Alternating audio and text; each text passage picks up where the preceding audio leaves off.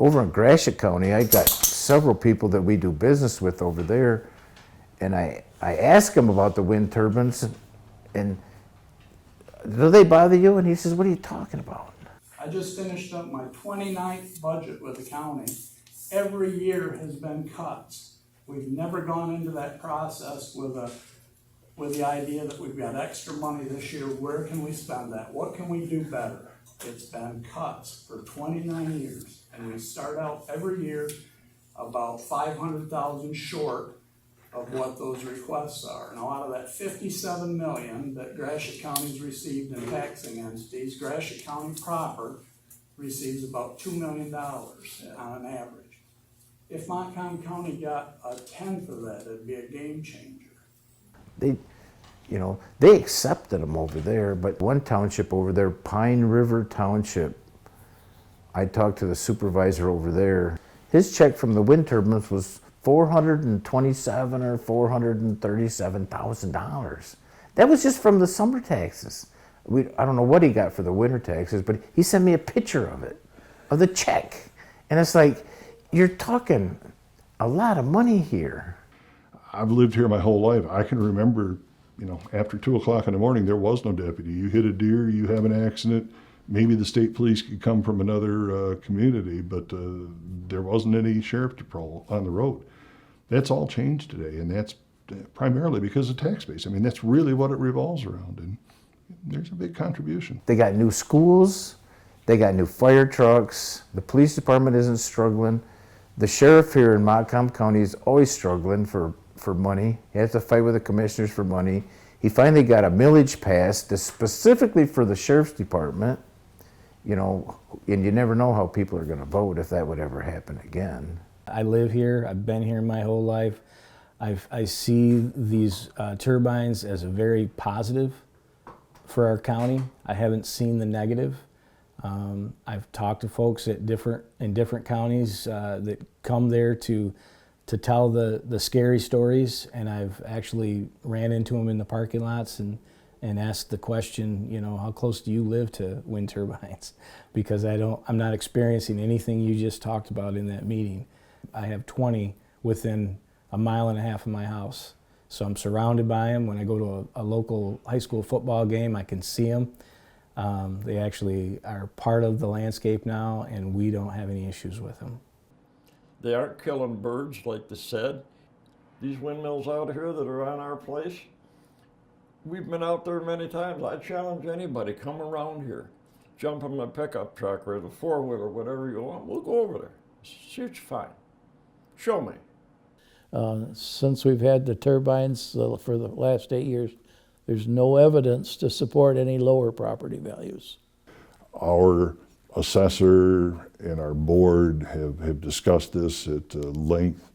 It appears that it's had no impact. If anything, it may actually be an improvement in what those values are. Those areas that have had turbines for the past decade, in the last 2 years, they saw residential values increase 16, 17%. In 2009, 26% of the homes in Breckenridge were empty, foreclosed, for sale, not moving.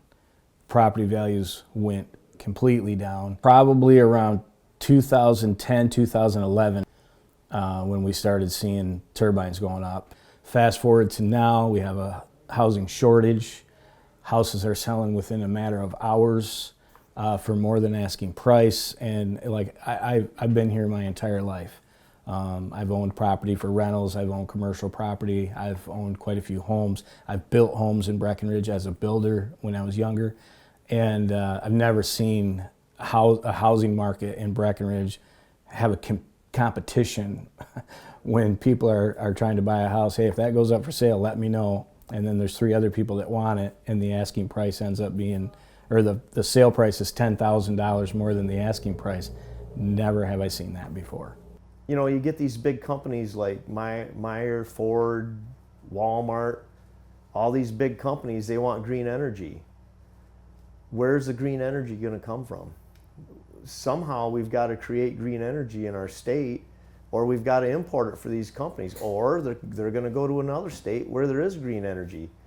So, why not have that energy here and benefit from the tax dollars from it, that it'll help your community out in such, you know, like I said, health, safety, and welfare. That's what the tax dollars can bring in. They're huge numbers, in the millions of dollars of taxes that have been raised for the county and all of its special voted millages, from the sheriff to the library to the road patrol to senior citizens.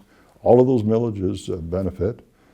The largest beneficiary has been schools and the RESD on items that are able to be taxed, sinking funds, bonds, those kind of things. Huge dollars get paid.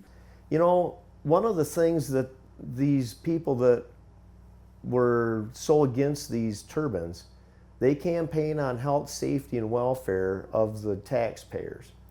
You know, and I was looking at that the same way, health, safety, and welfare. The health, the tax dollars coming in, we could have better ambulance service, better EMTs, better mental health for the people, better fire protection. There's counties around us who are struggling right now with finances, and to have this windfall of money that will come in over the next couple of decades will certainly help us get through hardships and hard times and continue to provide the services. The sheriff's office and the local fire and EMS systems and stuff, and those are huge. Just got a 2019 fire truck. We've been able to upgrade all of our appliances to new. We've been able to get all brand new hose for the truck, all brand new nozzles for the truck. It's helped outstanding for our community. We'll be able to keep those protocols and those safety things in place and keep people safe. A lot of these people that are against the turbines and solar, they're saying this is fake money. I know that the Beale City, they don't see it as fake money. I talked to one of the school board officials up there. Especially in rural America, I mean, the school tends to be the place where people come to celebrate things, whether it's sporting events or drama productions or band concerts. People use our facility again for exercise and sports, basketball, things like that, volleyball. You know, so it really is a community center. So where the windmills will help us is they will help us in our bond indebtedness. So the mills in which we levy to build structures, classrooms, gyms, fields, cafeterias, those things. One mill generated before this about $75,000. One mill after the windmills will generate about $150,000. So it almost doubled, more than doubled. Carson City Schools is another place where the tax money's benefiting them. They've created a bunch of new programs for the kids in school. I believe they built a new football field and added lots of programming to it, new buses and stuff like that. So the tax dollars, it's not fake money. This county has their retirement and health care costs for county retirees funded to a huge degree, more than almost any other county in the state. And that's strictly because of one thing: taxes on wind turbines. Power is put onto a transmission line that's sent throughout the state. And it's not like it's magically only going to Detroit or only going to Grand Rapids. It's anyone along the way that's on that power line. So it does make for a more reliable source of energy, somewhat more hardened, more bulletproof. Yeah, I have talked to a few people in Gratiot County. And I've talked to some people that just were against it, but they're like, yeah, we're okay now. Like it wasn't as bad as what they said it was going to be. And the schools, a lot of these kids need to go to school. That's the best place for them because their homes, some of their homes just aren't the place for them to be. Some of those kids, that's a safe haven for them to be in school. They get a good meal there and it's a better environment for them. So a lot of the fears that were talked about, haven't seen any of that. Have seen the revenue. You literally drive around and they're just part of the landscape.